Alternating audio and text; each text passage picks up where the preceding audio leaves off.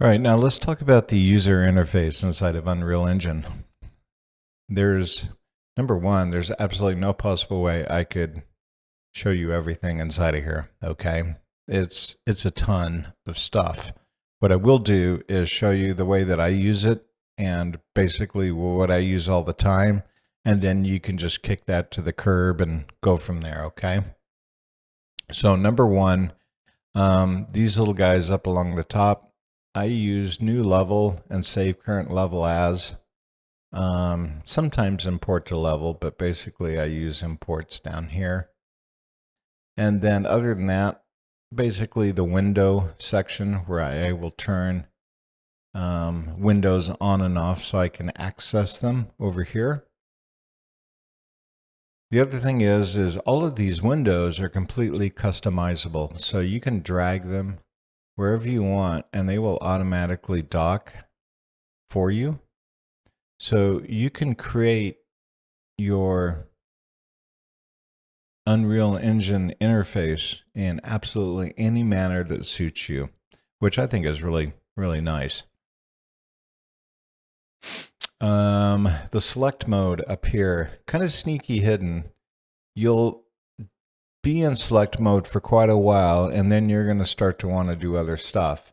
And in order to do other stuff, you need to be in the appropriate mode. Like landscaping, for instance, you need to be in landscaping mode. So he's right there, right in front of you, hiding, basically. This one I will use a lot.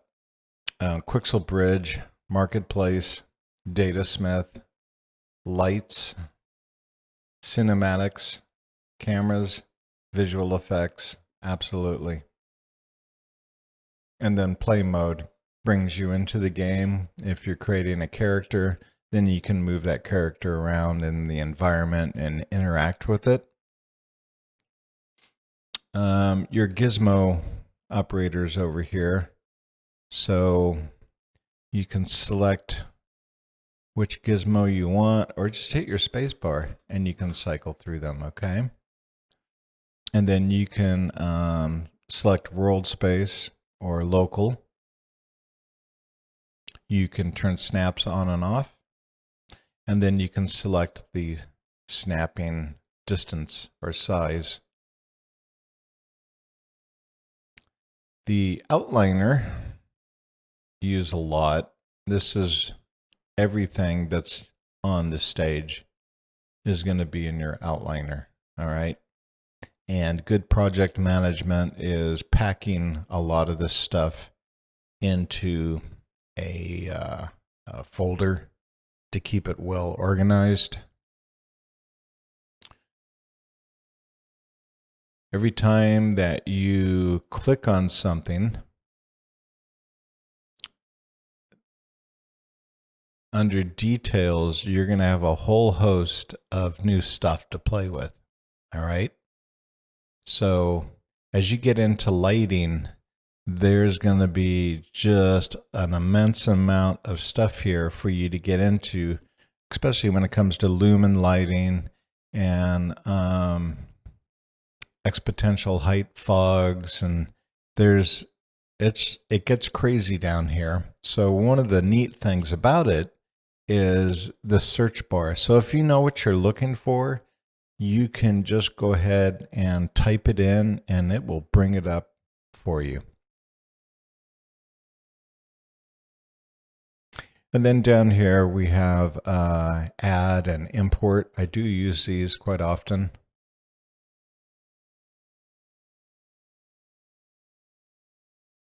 And then this is basically where all your content is down here. So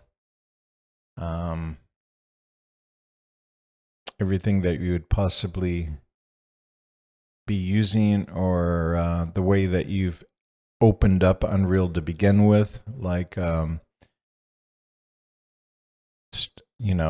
third-person mode, game mode, third-person mode. You'll have various folders here that are default. And then last but not least, don't forget about if you come over here to open level, there's some very interesting pre-made levels here that Unreal has given you. Let me just go ahead and open one up. All right, so this is one of the pre-made scenes I brought my tank into. So you can see that it's kind of set up in a studio type way. And they have an animation sequence that's already attached to it. So if you press play, then we'll play the animation sequence.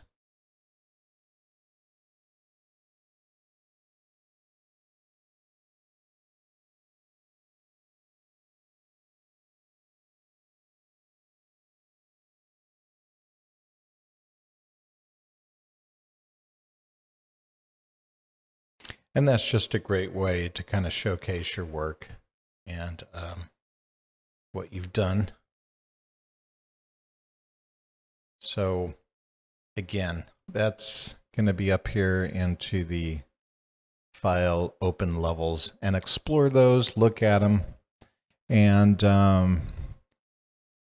basically that's how I use the interface. The other thing to note would be movement. So middle mouse button kind of does a pan. Alt and left mouse button will kind of move around your object, and Alt right mouse button and then move the mouse will do a zoom for you, where as opposed to just the middle mouse button, because it does kind of a jerky zoom compared to this. You can get very minute with that. And then when you select an object, regardless of how far away you are, if you press F on your keyboard, it zooms you right in, and then you can just rotate around that part. All right, so that's user interface. That's how I use it, and there you go.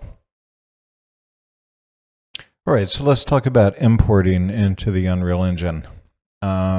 This is just my opinion.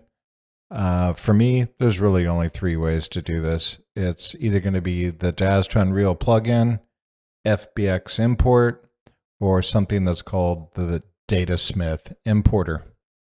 Now, for Daz figures and Daz hair, the Daz to Unreal plugin is absolutely #1. It's button friendly, and I like that. And it's just a done deal. Quick and easy.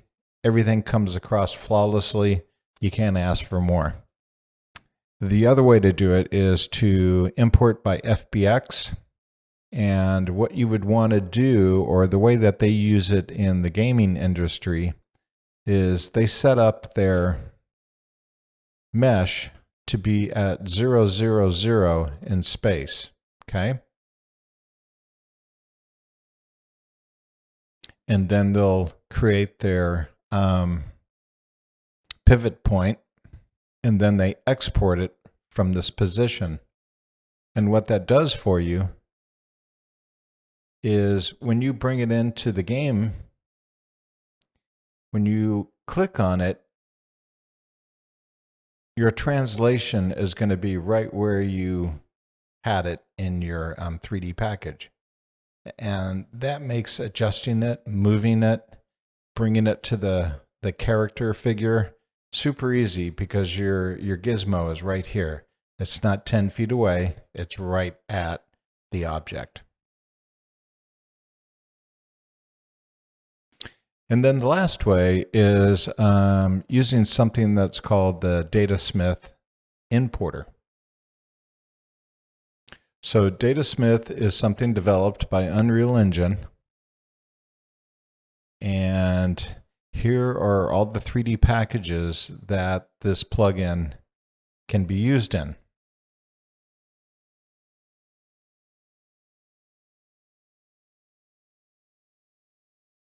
And quite honestly, this is what the industry experts use.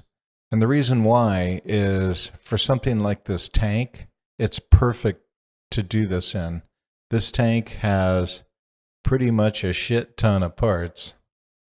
And as long as you set this up in your 3D modeling program with the materials, and you set up your hierarchies and you set up your pivot points, all you have to do is bring it in with Datasmith and everything comes in perfectly as you planned. So you can come in here and start moving stuff around. And again, the hierarchies are saved for you.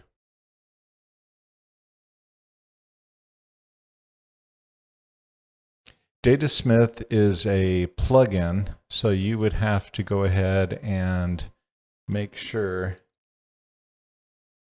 that you have it turned on, the Datasmith importer. And then to access it, you would get it right through here, Datasmith file import. And that is that's a quick and easy way to bring a big project into Unreal Engine. All right, so those are the 3 ways that I basically bring stuff into Unreal Engine.